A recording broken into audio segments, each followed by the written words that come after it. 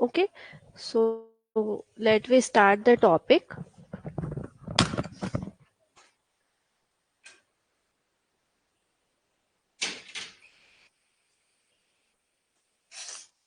Topic है हमारा microbes in food, जो कि हमने स्टार्ट किया है। ये है आपका यूनिट सेकंड का पार्ट, जो कि फूड माइक्रोबायोलॉजी है। यूनिट सेकंड है आपकी फूड माइक्रोबायोलॉजी। ओके, ठीक है। हमने माइक्रोब्स में पढ़ा कि फूड, बहुत सारे माइक्रोब्स होते हैं जो फूड के लिए बेनिफिशियल भी होते हैं और हार्मफुल भी होते हैं, मतलब दोनों रोल प्ले करते हैं, पॉजिटिव रोल भी और नेगेटिव रोल भी। तो हमने ये देखा कि पॉजिटिव रोल कैसे है, जैसे कि फूड को फ्लेवर देंगे, प्रिजर्वेशन देंगे, इसके अलावा टेस्ट इंक्रीज करते हैं। पर कभी कभी अगर माइक्रोब्स ग्रो कर जाए तो वो फूड में हार्मफुल इम्पैक्ट देते हैं, जैसे कि उसका स्पॉइलेज करेंगे, उससे बैड स्मेल आने लगेगी। और बहुत सारे माइक्रोब्स अगर फूड पर ग्रो करते हैं तो वो डिसीज कॉजिंग भी हो सकते हैं। ठीक है, तो इस तरीके से हमने पढ़े कि बहुत कॉमनली कुछ एक माइक्रोब्स है ना, जैसे कि बैक्टीरिया, यीस्ट एंड मोल्ड, ये ज्यादातर फूड पे पॉजिटिव और नेगेटिव दोनों तरीके के इम्पैक्ट देते हैं। ओके, इसमें हमने ये पढ़ा कि कौन कौन से माइक्रोब्स हैं जो फूड माइक्रोबायोलॉजी में स्पेशली पढ़े जाते हैं। एक है आपका मोल्ड, एक है यीस्ट और एक है बैक्टीरिया। तो मोल्ड के बारे में बेसिक डिस्कशन हम कर चुके हैं और उस पर बेस्ड हमने कुछ क्वेश्चन भी लगाए थे। इसी के साथ हमने एक फंगस का क्लासिफिकेशन भी देखा था, है ना। तो ये है आपका जनरल रिवीजन कि हमने क्या क्या देख लिया। हमने जनरल कैरेक्टरिस्टिक देखे थे, मॉर्फोलॉजिकल कैरेक्टरिस्टिक देखे थे, रिप्रोडक्शन कैसे होता है, कल्चरल कैरेक्टरिस्टिक क्या है, फिजियोलॉजिकल, और उसमें मोल्ड का इंडस्ट्रियल लेवल पर क्या क्या इंपॉर्टेंस है, ये हम लोग प्रीवियस लेक्चर में देख चुके हैं। तो आज मैं स्टार्ट कर रही हूँ इसी का कंटिन्यू टॉपिक। जैसे कि हमने 3 माइक्रोब्स देखे ना, तो उसमें से एक माइक्रोब है आपका yeast. This is the second one, is your yeast. तो थोड़ा सा हम डिटेल समझे इसको कि ये है क्या। तो सभी लोग जानते हैं यीस्ट को बहुत अच्छे से। अगर मैं ऑर्गेनिज्म के स्ट्रक्चर की बात करूं तो ये एक यूनी सेल्यूलर यूकैरियोट है। क्या है ये? यूनिसेलुलर यूकैरियोटिक ऑर्गेनिज्म है ना। जैसे कि क्लासिफिकेशन के हिसाब से अगर मैं इसको देखूं तो ये आता है एक फंगस की कैटेगरी में। It is a fungi. Okay, तो फंजाई की क्या खासियत है कि इसमें सेल वॉल प्रेजेंट होता है ना।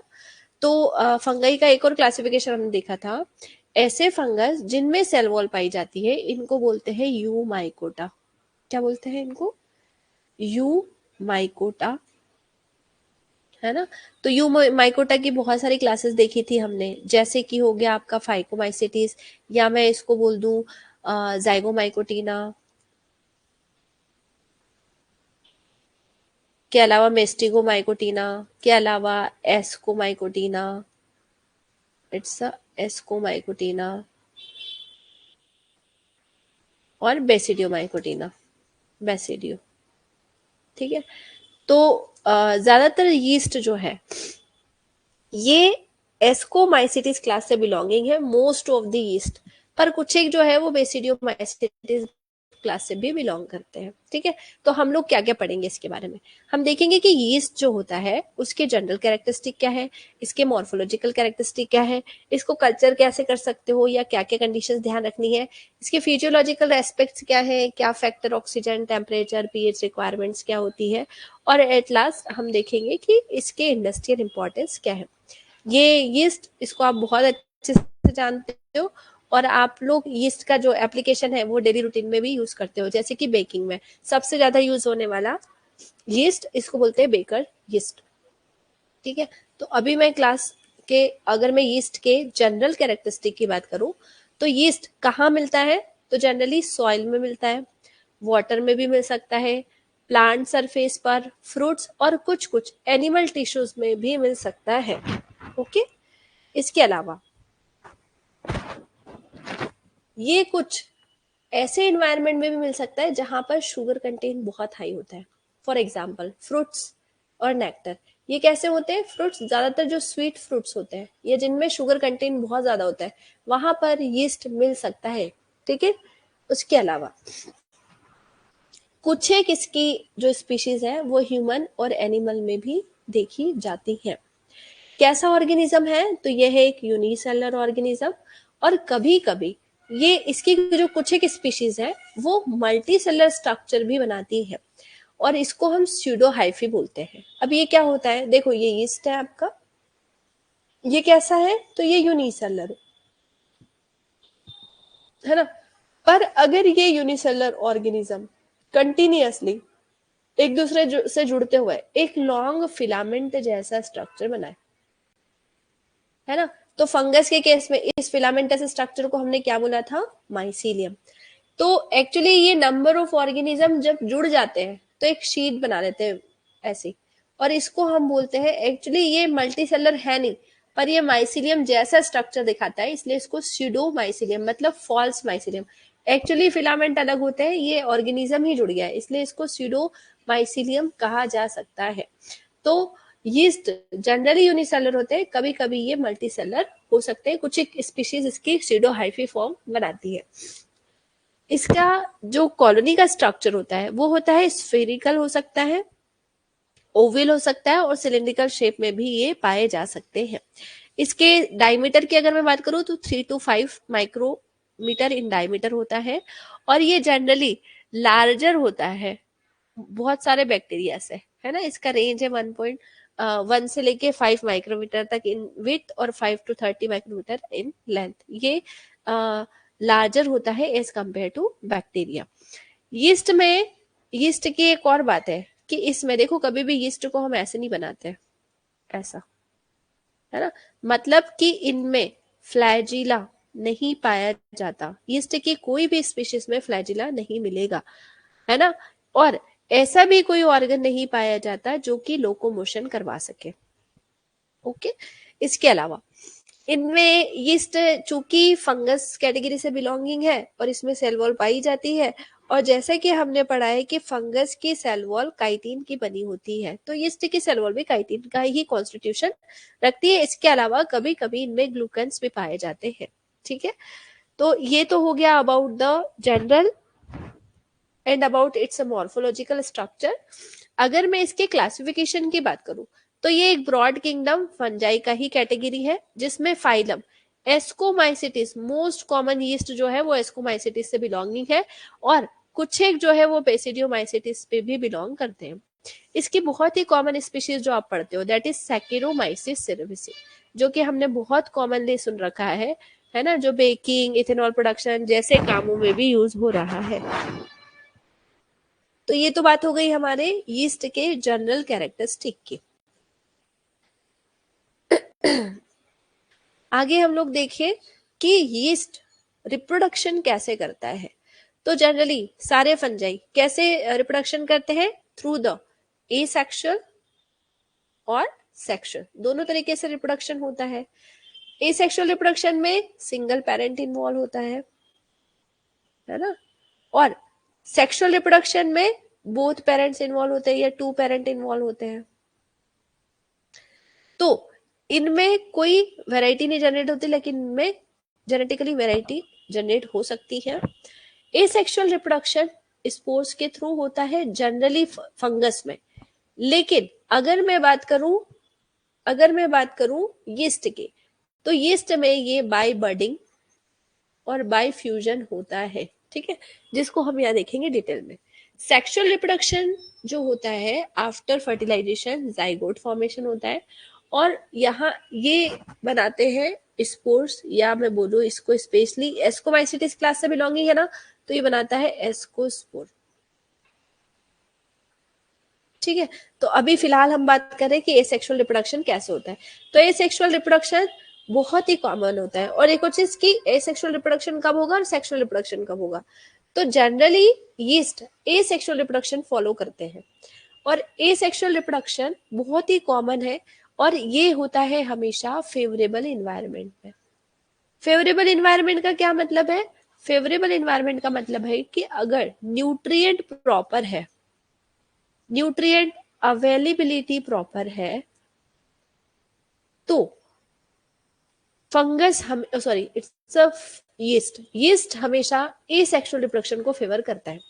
अब यीस्ट में रिप्रोडक्शन जो है एसेक्सुअल रिप्रोडक्शन दो तरीके से देखा जाता है, एक होता है आपका बडिंग और एक होता है फ्यूजन। मोस्ट कॉमनली बडिंग के थ्रू रिप्रोडक्शन होता है, और इसमें क्या होता है, एक जैसे समझो ये यीस्ट है, यीस्ट का कॉमन स्ट्रक्चर, चूंकि ये एक यूकैरियोटिक सेल है तो इनमें सारे सेल ऑर्गेनल्स पाए जाते हैं और इसमें न्यूक्लियस भी वेल डेवलप होता है। ये कैसा है, ये एक यूकैरियोटिक ऑर्गेनिज्म है जो कि कैसा मिलेगा, हमेशा यूनिसेलुलर मिलता है। कुछ ही यीस्ट होते हैं जो मल्टी सेलुलर स्ट्रक्चर शो करते हैं। ओके, तो ये जो आपका यीस्ट है ये होता है पेरेंट सेल, है ना, मैच्योर होने के बाद इनमें क्या होता है, एक आउट ग्रोथ देखने को मिलती है, बड जैसा स्ट्रक्चर। और ये बड के बाद क्या होता है, न्यूक्लियर डिवीजन हो जाता है। न्यूक्लियर डिवीजन होने की वजह से दोनों न्यूक्लियस डिवाइड होते हैं, मतलब एक न्यूक्लियस से दो न्यूक्लियस बन जाते हैं और बाद में ये सेपरेट हो जाता है एज ए डॉटर सेल। तो शुरू में बर्ड जैसा आउटग्रोथ होता है, फिर इनमें माइटोटिक डिवीजन होता है और माइटोटिक डिवीजन के बाद दो सेल बन जाती है, एक स्मॉल सेल बनती है और एक लार्ज सेल होती है। तो जो लार्ज सेल होती है वो आपकी पेरेंट सेल होती है और जो स्मॉल होती है वो आपकी डॉटर सेल होती है। इस तरीके से बर्ड फॉर्मेशन की वजह से ये प्रोसेस हुआ, डिवीजन हुआ, या एक ऑर्गेनिज्म से दो ऑर्गेनिज्म बने, इसको हम बोलते हैं budding process of asexual reproduction. Fusion की मैं बात करूं तो कुछ ही यीस्ट फ्यूजन मेथड यूज करते हैं। इसमें क्या होता है, पेरेंट सेल स्प्लिट हो जाता है दो इक्वल डॉटर सेल में। देखो यहाँ क्या हुआ, एक बड़ा सेल है और एक छोटा सेल है, अनइक्वल डिवीजन होता है यहाँ पर। जबकि अगर मैं बात करूं फ्यूजन की, है ना, तो जैसे समझो ये प्रोसेस शुरू हुआ यहाँ से कि एक सेल है, एक सेल ने ग्रोथ करना स्टार्ट किया, ग्रोथ करने के साथ इसने अपना एक मैच्योरिटी अचीव किया। मैच्योरिटी अचीव करने के बाद इसका जो न्यूक्लियाई था ये पहले इक्वल हाफ में डिवाइड हुआ, मतलब कैरियोकाइनेसिस हुआ, और कैरियोकाइनेसिस के बाद दो सेल सेपरेट हो गई, तो दो सेल ने साइटोकाइनेसिस कर लिया। इस तरीके से एक सेल से प्रोसेस दो सेल में कन्वर्ट हो गई। तो ये एक सेल जो होती है थोड़ी सी लार्ज होती है और जो दो सेल्स बनती है वो दोनों छोटी छोटी बनती है, पर दोनों ही इक्वल साइज की बनती है। तो ये जो डिवीजन होता है इसमें पेरेंट सेल स्प्लिट होता है दो इक्वल डॉटर सेल में, और इसको हम बोलते हैं बाइनरी फ्यूजन। ये सिमिलर पैटर्न जो यीस्ट में हम पढ़ रहे हैं, यही पैटर्न बैक्टीरिया में भी पाया जाता है फॉर द रिप्रोडक्शन। मतलब एक सेल से दो सेल बनने में यीस्ट या तो बडिंग मैकेनिज्म फॉलो करेगा या फिर फ्यूजन मैकेनिज्म फॉलो कर सकता है। कभी कभी क्या होता है, अंडर स्ट्रेस कंडीशन, जब अनफेवरेबल इन्वायरमेंट हो, अनफेवरेबल इन्वायरमेंट हो मतलब लैक ऑफ न्यूट्रिशन हो, न्यूट्रिशन नहीं है ना, तो उस कंडीशन में यीस्ट जो होता है वो सेक्सुअल रिप्रोडक्शन को प्रोसीड करता है। अब सेक्सुअल रिप्रोडक्शन क्या हो, तो सेक्सुअल रिप्रोडक्शन के लिए सबसे पहले बनते हैं आपके एस्कोस्पोर की अगर मैं बात करूं, है ना, तो एस्कोस्पोर जो बनते हैं वो सब है हैप्लॉइड, और ये एस्कोस्पोर बने का है, तो ये एस्कोकार्प में बनते हैं। एस्कोकार्प मतलब एक फ्रूटिंग बॉडी बनती है और इस फ्रूटिंग बॉडी में बनते हैं एस्कोस्पोर। कितने बनते हैं, तो जनरली ये चार बोल सकते हो आप इसको, ये हो गए एस्कोस्पोर। ठीक है, तो ये एस्कोस्पोर बने क्यों है, ये due to the sexual reproduction बनते हैं।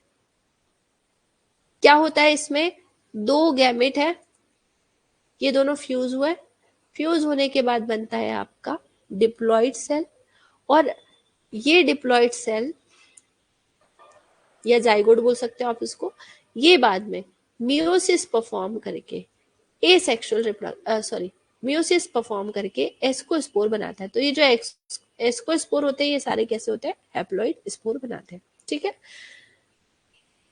अगर बहुत सारे हैप्लॉइड स्पोर बनते हैं तो ये एसेक्सुअल रिप्रोडक्शन के थ्रू भी बन सकते हैं, है ना। अब प्रोसेस समझो यहाँ से कि एक गेमिट है दूसरा गेमिट है, दोनों का फ्यूजन हो गया, फ्यूजन के बाद ये हैप्लॉइड था ये भी हैप्लॉइड था, फेरोमोन सिग्नल इन हुई जिसकी वजह से सेल का हुआ फ्यूजन। तो सबसे पहले होगा कैरियोगेमी, है ना, मतलब पहले साइटोप्लाज्म मिक्स होगा फिर कैरियोगेमी हो जाएगा। ठीक है, फ्यूजन हो गया, फ्यूजन के बाद क्या बना, डिप्लॉयड सेल बना। ये डिप्लॉयड सेल का अगर मियोसिस होता है तो एक सेल से बन जाती है 4 सेल। तो ये हो गए एस्कोस्पोर। ये एस्कोस्पोर अगर एनवायरमेंट में स्प्रेड होंगे तो ये नया फंगस बना सकते हैं। और अगर इन्हीं स्पोर को और डेवलप करना है या ये और डिवीजन करे तो ये एसेक्सुअल रिप्रोडक्शन के थ्रू भी प्रोसीड कर सकते हैं। ये एग्जाम्पल है सैक्रोमाइसिस सेरिवसे का। सैक्रोमाइसी पोम्बी में भी ऐसा हो सकता है कि ये एक पी सेल है, एक एम सेल है, मतलब दोनों गैमेट है, दोनों में हुआ फ्यूजन। गैमेट क्या पूरा पूरा ऑर्गेनिज्म भी इन्वॉल्व हो सकता है ना। तो ये गैमेट की अगर मैं बात करूं, ये फ्यूजन हुआ, फ्यूजन के बाद बना डिप्लॉयड, इसके बाद मियोसिस के बाद एक सेल से 4 सेल बन गए। ये स्पोर अगर एनवायरमेंट में जाएंगे तो ये क्या करेंगे, नया ऑर्गेनिज्म बना सकते हैं। यही होता है sexual reproduction. Yeast undergo meiosis to form haploid spores, और ये हैप्लॉइड स्पोर अगर फ्यूज होते हैं तो बनाते हैं डिप्लॉइड जाइगोट, और ये कंडीशन जब इंप्रूव हो जाएगी तब ये सेक्सुअल रिप्रोडक्शन के थ्रू प्रोसीड करने लगेगी। तो ये हो गया sexual reproduction in the yeast. आगे हम बात कर लें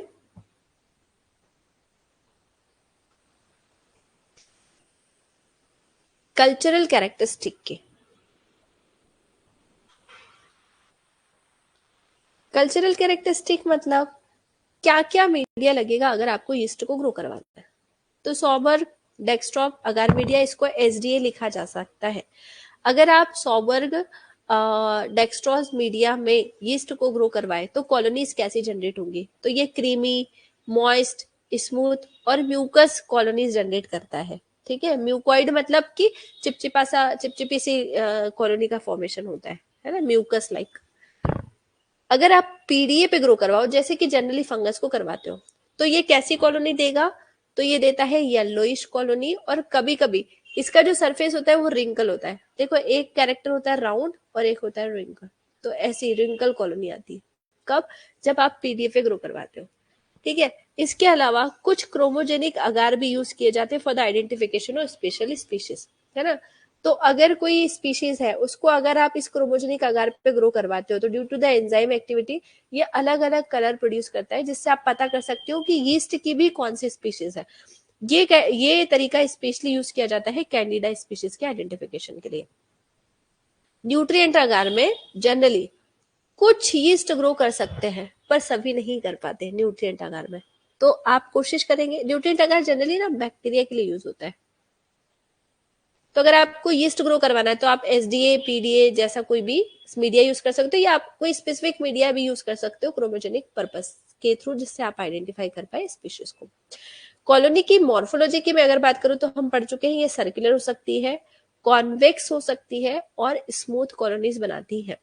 इसके टेक्सचर की अगर बात करें कि कॉलोनीज कैसी दिखती हैं, तो ये बटरी, पेस्टी या म्यूकॉइड दिखती है। बटरी मतलब ऐसा लाइक स्मूथ बटर लाइक दिखेगी, पेस्टी जैसा, या फिर म्यूकस मतलब चिपचिपा सा कुछ रिलीज करते हुआ, ऐसे टेक्सचर होते हैं इनके कॉलोनी के। कॉलोनी के जो कलर की बात करें तो जनरली व्हाइट हो सकती है, ऑफ व्हाइट भी हो सकती है, क्रीमी कलर की भी दिखती है। ज्यादातर यीस्ट की कॉलोनी जो होती है उसको हम अगर पीडीए पे करें तो जनरली ये येलोइश कलर की दिखती है कॉलोनीज। ठीक है, इसकी कॉलोनी का सिंथेसिस होता है।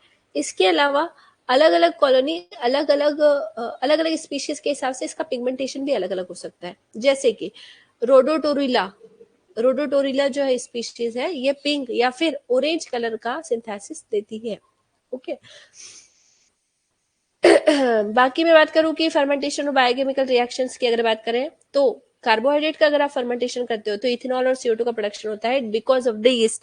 तो इसको बेकिंग और ब्रीविंग यीस्ट भी कहा जा सकता है। इसके अलावा कोई भी चेक करना है आपको तो जनरली यीस्ट को ग्रो करने के लिए कार्बन और नाइट्रोजन सोर्स दोनों लगते हैं, जिसको भी आप अलग अलग यीस्ट के लिए अलग अलग carbon source, nitrogen source use करके चेक कर सकते हो कि यीस्ट कॉलोनी ग्रो हुआ है या नहीं। अगर फिजियोलॉजिकल कैरेक्टरिस्टिक की बात करें तो अगर देखो, अगर आप लैब में यीस्ट को ग्रो करवा रहे हो तो आपको उसको सारी फेवरेबल कंडीशंस देनी पड़ेगी।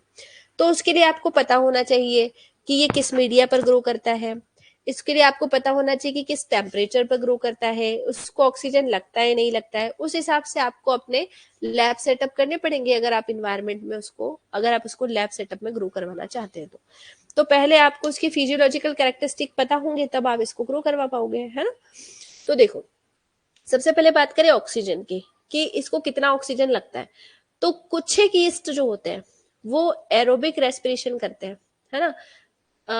एरोबिक मतलब शुगर कंप्लीट कन्वर्ट होता है CO2 और वाटर में, जैसा कि हम लोग हमेशा से पढ़ते आ रहे हैं, C6H12O6, है ना। का पूरा अगर कंप्लीट ब्रेकडाउन होगा तो बनता है CO2 और H2O, इसको बोलते हैं एरोबिक रेस्पिरेशन।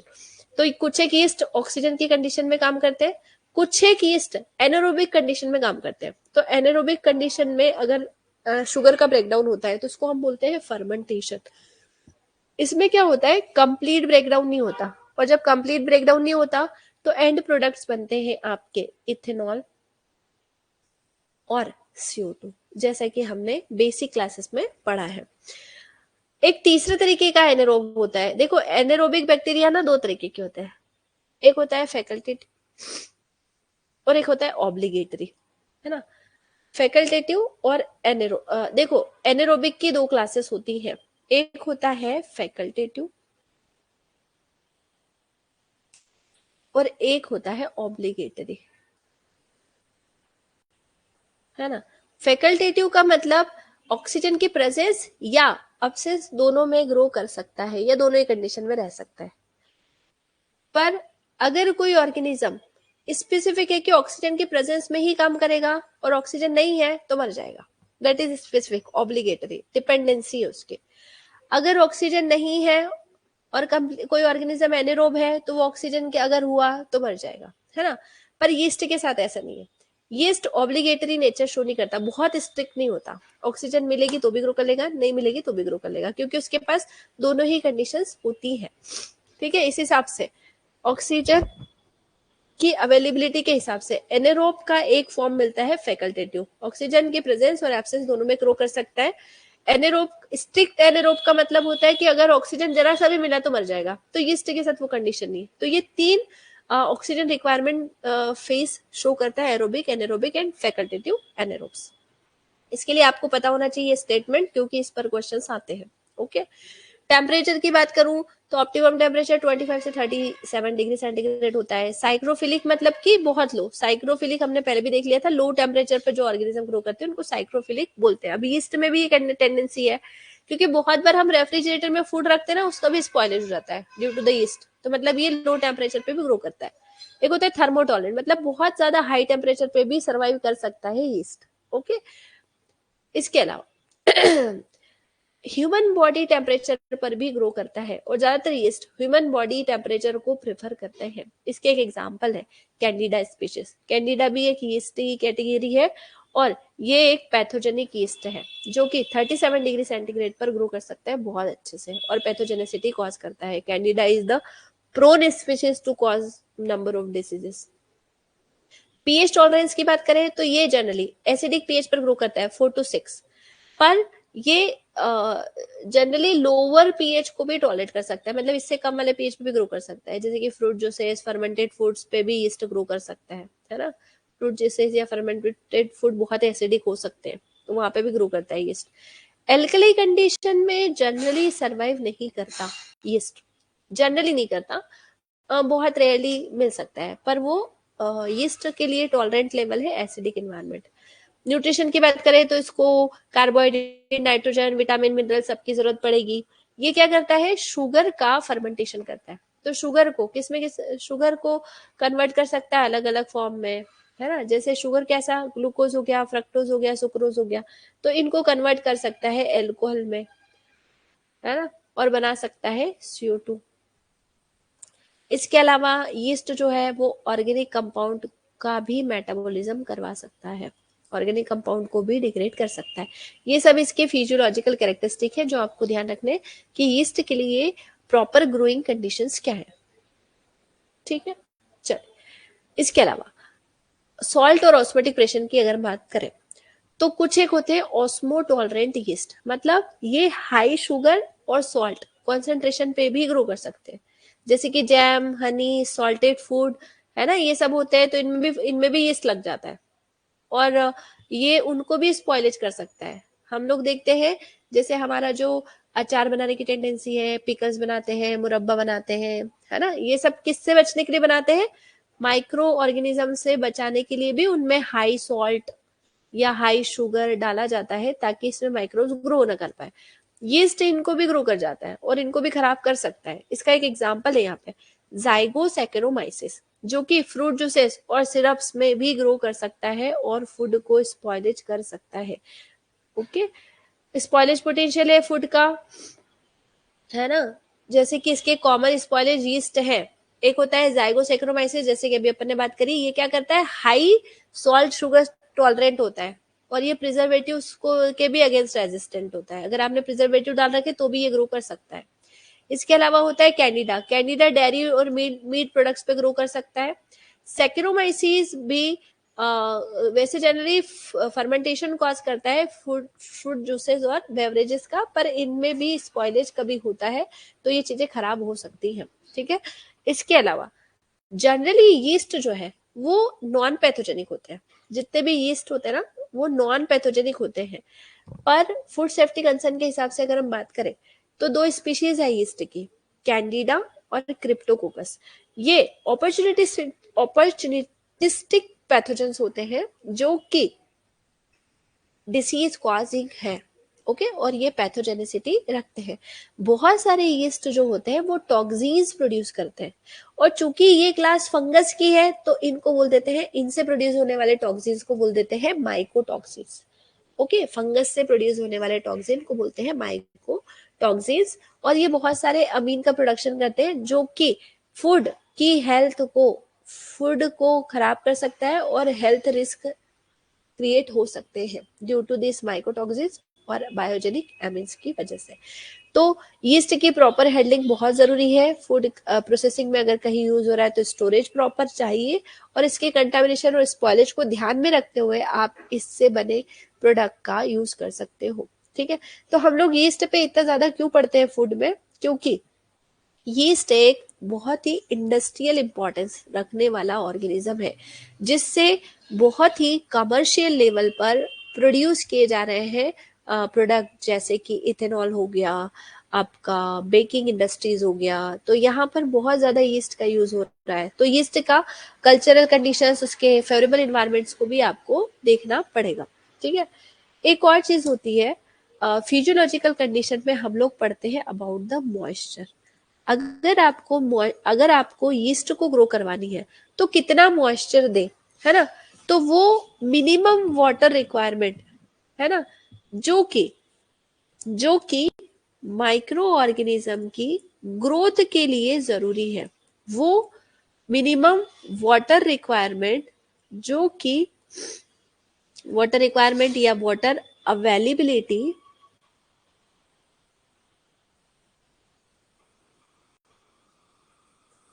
जो कि माइक्रो ऑर्गेनिज्म की ग्रोथ के लिए जरूरी है, इसको हम बोलते हैं वाटर रिक्वायरमेंट और इसको ए और स्मॉल डब्ल्यू से रिप्रेजेंट करते हैं, ऐसा कुछ।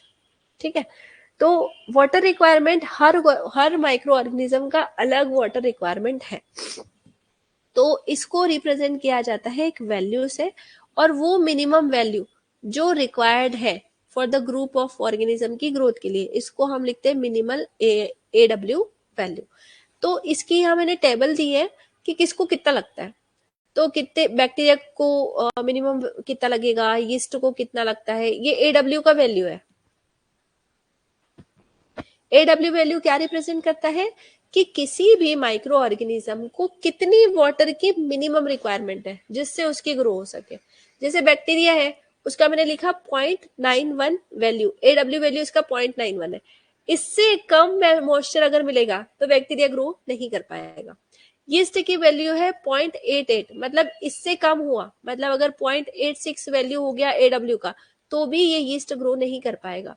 मोल्ड की वैल्यू है 0.80, ये तो हो गई बैक्टीरिया, यीस्ट और मोल्ड। तो कंपैरिजन की मैं बात करूं तो मोल्ड को सबसे कम, मोल्ड का एडब्ल्यू सबसे कम होता है, इससे ज्यादा होता है आपका यीस्ट का वैल्यू 88 है और इससे ज्यादा वैल्यू होती है बैक्टीरिया की, दैट इज 0.91। मतलब बैक्टीरिया को ग्रो करने के लिए बहुत ज्यादा मॉइस्चर की जरूरत है।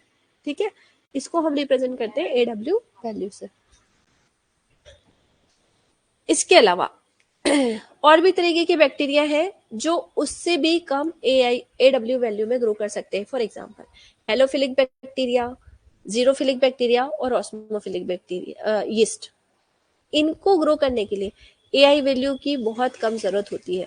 तो अगर कलेक्टिवली मैं माइक्रो ऑर्गेनिज्म की बात करूं तो मिनिमम AW वैल्यू कितनी होती है 0.60, क्योंकि इस पर कुछ तो माइक्रोब से ग्रो कर रहे हैं, तो ये मिनिमम है। ठीक है, ये मिनिमम वैल्यू है जिस पर ग्रो कर सकता है। मतलब अगर मैं बोलूं कि 0.50 AW वैल्यू है किसी माइक्रो ऑर्गेनिज्म की, तो क्या वो ग्रो कर पाएगा? तो वो ग्रो नहीं कर पाएगा। इससे आप ये बता सकते हो। ठीक है, तो हमने पढ़ा कि यीस्ट के जो फिजियोलॉजिकल कैरेक्टरिस्टिक है उसमें वाटर रिक्वायरमेंट का क्या रोल है और उसको हम किससे रिप्रेजेंट करते हैं। ये हमारा लास्ट टॉपिक, जिसमें हम देख रहे हैं कि इंडस्ट्रियल वैल्यूज क्या होती है। इसमें हम ये देख रहे हैं कि इंडस्ट्रियल इंपॉर्टेंस क्या है और कौन से ऑर्गेनिज्म का क्या इंपॉर्टेंस है। तो देखो, ये यीस्ट की स्पीशीज है सारी। अभी तक हम लोग इतना ही जानते हैं कि सेक्रोमाइसिस सिरिबेसी इज द यीस्ट। तो नॉट ओनली सेक्रोमाइसिस सिरिबेसी, इसकी और भी स्पीशीज है जो कि इंडस्ट्रियल लेवल पर अलग अलग एप्लीकेशन रखती है, जो कि मैंने टेबल में मेंशन किया है। मैं सुपरफिशियल बता देती हूँ, लेकिन इस टेबल को आप लोगों को पढ़ना है बहुत अच्छे से। सेक्रोमाइसिस सिरिबेसी, जैसा कि आप जानते हो, सेक्रोमाइसिस सिरिबेसी को बेकिंग और ब्रीविंग में बहुत ज्यादा यूज किया जाता है। ब्रीविंग मतलब कि जैसे बेवरेजेस प्रोडक्शन हो गया, वाइन हो गया, है ना, इनके प्रोडक्शन में काम आता है। बियर, वाइन, स्पिरिट बनाने में सेक्रोमाइसिस सिरिबेसी यूज हो रहा है ना। तो बेकिंग की बात करूं तो CO2 बनाता है, जिसकी वजह से ये बेकर यीस्ट कहा जाता है इसको। सेक्रोमाइसिस सिरिबेसी फर्मेंटेशन प्रोसेस में भी शुगर को इथेनॉल में कन्वर्ट करता है, इसलिए इसको बियर, वाइन बनाने में यूज किया जा रहा है। सेक्रोमाइसिस की एक और स्पीशीज है जो कि बियर फर्मेंटेशन में यूज हो रहा है, दैट इज पेस्टोरियनस, और ये ब्रीविंग में काम आ रहा है। सेक्रोमाइसिस बोलार्डी एक फार्मास्यूटिकल इंडस्ट्री में यूज होने वाला ऑर्गेनिज्म है जो कि प्रोबायोटिक के फॉर्म में यूज होता है गट हेल्थ के लिए। इसके अलावा है लैक्टेस स्पीशीज, डेयरी इंडस्ट्री में यूज किया जा रहा है, जिसमें लैक्टोज का फर्मेंटेशन और चीज योगर्ट प्रोडक्शन में किया जा रहा है। ठीक है, इसके अलावा है आपका डेब्रियोमाइसिटीज, जो कि हैंसेनी इसका सब स्पीसीज है, और ये डेयरी और मीट इंडस्ट्री में यूज होता है टू इम्प्रूव टेक्सचर और फ्लेवर। किसका? चीज का टेक्सचर और फ्लेवर इंक्रीज करने के लिए, और इसके अलावा ये स्पॉइलेज को भी प्रिवेंट करता है। जाइगोसैकेरोमाइसिस अभी हमने देखा, फूड प्रिजर्वेशन के लिए यूज होता है, और ये स्पॉइल कर सकता है हाई शुगर और सॉल्ट कॉन्सेंट्रेशन को भी। पीशिया पेस्टोरिस, ये बैक्टीरिया बायोटेक्नोलॉजी पर्पस में बहुत ज्यादा यूज होता है रिकॉम्बिनेंट प्रोटीन बनाने के लिए, वैक्सीन डेवलपमेंट और एंजाइम प्रोडक्शन में। येरोविया, लाइपोटिका, बायोफिल और बायोरिमेडिएशन इंडस्ट्रीज में बायोफिल प्रोडक्शन और वेस्ट मैनेजमेंट में यूज किया जा रहा है। कैंडिडा यूटिलिस एनिमल फीड और प्रोटीन सोर्स के रूप में यूज हो रहा है, और ये सिंगल सेल प्रोटीन बनाता है ना, सिंगल सेल प्रोटीन बनता है जो कि एनिमल फीडिंग में यूजफुल है। इसके अलावा यीस्ट की एक और स्पीशीज क्रिप्टोकोकस, जिसको भी हमने देखा, ये स्पॉइलेज क्रिएट कर सकती है, फूड में टॉक्सिन्स प्रोड्यूस करती है, और बायोरिमेडिएशन पर्पस में भी इसका यूज है, जो कि हैवी मेटल के डिटॉक्सिफिकेशन में यूज किया जा रहा है। इसके अलावा ऑयल स्पिल क्लीनिंग। रोडोटोरुला स्पीशीज है जो कि कॉस्मेटिक और पिगमेंट प्रोडक्शन में यूज किया जाता है, और यही इसका एप्लीकेशन है। ठीक, तो हमने देखा कि यीस्ट में सिर्फ सेक्रोमाइसिस सिरिबेसी नहीं आता, और भी स्पीशीज आती है जिनका ये टेबल आपको स्टडी करना है, क्योंकि इस पर बेस्ड क्वेश्चन आते हैं। ठीक है, तो हमने पढ़ा यीस्ट का डिटेल, मतलब इसके कल्चरल कैरेक्टरिस्टिक क्या है, इसके जनरल कैरेक्टरिस्टिक क्या है, मॉर्फोलॉजी कैसे होता है, रिप्रोडक्शन कैसे होता है ना, और हमने देखा कि इसका AW वैल्यू क्या है। इसके अलावा इसके अपने इंडस्ट्रियल इंपॉर्टेंस है, जिसको हम आज देख चुके हैं। तो आज हमने पढ़ा डिटेल में यीस्ट के बारे में। इसी टॉपिक से रिलेटेड कुछ क्वेश्चंस आए हैं आपके previous year food safety officer exam में। तो मैंने यहाँ पर कुछ एमसीक्यूज दिए हैं, इनको भी आप देख सकते हैं। ठीक है, तो मैं यहाँ कुछ एक क्वेश्चंस डिस्कस कर रही हूँ जो प्रीवियस ईयर में आए हैं इस एग्जाम में, और इसको हम लोग देख रहे हैं यीस्ट के रिगार्डिंग। यहाँ पर मैंने 2 क्वेश्चन दिए हैं जो प्रीवियस ईयर में पूछे जा चुके हैं। ठीक है, question number 1। Question number 1 based है आपका AW वैल्यू पर, है ना। AW वैल्यू अभी हमने देखा था, क्या बताता है? वाटर अवेलेबिलिटी,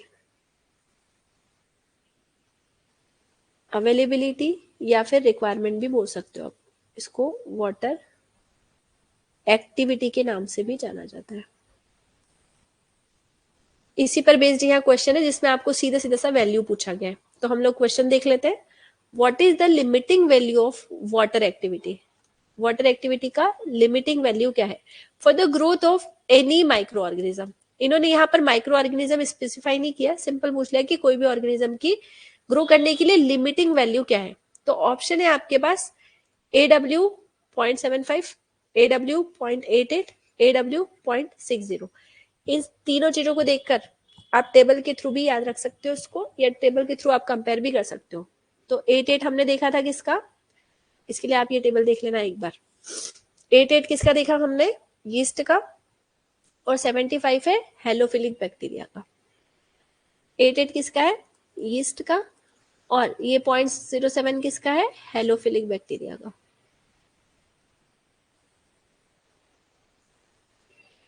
ओके, 0.60 किसका है? ऑस्मोलिक, ऑस्मोफिलिक यीस्ट। ये किसका है? यीस्ट का ही हो गया ना मतलब अल्टीमेटली। तो ये बताता है मिनिमम वैल्यू, है ना। इसमें लिखा है AW ग्रेटर देन 0.9, तो हमेशा इससे ज्यादा जरूरत नहीं होती है। आपको पूछा लिमिटिंग वैल्यू, तो मिनिमम कहाँ ग्रो हो रहा है? 0.60 पे, तो 0.60 उसका लिमिटिंग वैल्यू हो गया कि इससे कम वैल्यू पर अब कोई भी ऑर्गेनिज्म ग्रो नहीं करेगा। इस हिसाब से आपका सही आंसर क्या हो गया? Third one. Question number 2, the micro organism space is responsible for the formation of beer and wine and its fermented end product. तो कौन सा ऑर्गेनिज्म है जो कि बियर और वाइन और इसके फर्मेंटेड एंड प्रोडक्ट्स बनाता है? इसका फर्मेंटेड एंड प्रोडक्ट क्या होगा? तो अभी हमने देखा बियर और वाइन में सैक्रोमाइसिस का रोल है, तो 2 ऑप्शन है आपके पास। तीसरा ऑप्शन है देखो लैक्टोबैसिलस। तो लैक्टोबैसिलस का फिलहाल इसमें कोई रोल नहीं होता, है ना। फर्मेंटेड एंड प्रोडक्ट जैसे कि वाइन और बियर में लैक्टोबैसिलस का कोई रोल नहीं है, तो ये 2 ऑप्शन तो आ गए आपके कैंसिल। ये 2 में से देखना है हमको कि अगर सैक्रोमाइसिस सेरेविसी फर्मेंटेशन करता है तो एंड प्रोडक्ट क्या बनाएगा। तो 2 ऑप्शन है आपके पास, एसिटिक एसिड बनाएगा या इथेनॉल बनाएगा। वैसे तो हमने पढ़ा ही है इसके बारे में, पर आप इस लिस्ट में भी देख सकते हो। देखो सैक्रोमाइसिस सेरेविसी जनरली इथेनॉल और बियर वाइन प्रोडक्शन में रोल प्ले करता है। हमने यहाँ कहीं पर भी एसिटिक एसिड नहीं देखा, मतलब आपका सैक्रोमाइसिस सेरेविसी एसिटिक एसिड बनाने में कहीं रोल प्ले नहीं करता। ओके, इस हिसाब से देखो ये फर्स्ट स्पेस है और ये सेकेंड स्पेस है। तो पहला पूछा द माइक्रो ऑर्गेनिज्म, तो यहाँ पर आएगा आपका माइक्रो ऑर्गेनिज्म क्या? Saccharomyces cerevisiae. और यहाँ पर पूछा है फर्मेंटेड एंड प्रोडक्ट, तो ये है आपका इथेनॉल नॉट एसिटिक एसिड, तो सेकेंड ऑप्शन भी हो गया आपका गलत। ओके, तो इस हिसाब से आपका सही आंसर हो गया फर्स्ट वन। ठीक है, तो ये हमारा लास्ट स्लाइड था जिसमें हमने क्वेश्चंस डिस्कस किए हैं। आप लोग लेक्चर देखिएगा और इस तरीके के क्वेश्चन अगर आपको मिलते हैं तो आप ग्रुप में पूछ सकते हो। अगर किसी को डाउट हो लेक्चर को लेकर तो हम कल की क्लास में डिस्कस कर सकते हैं। ओके, तो आज की क्लास में यही खत्म कर रही हूँ। Bye bye.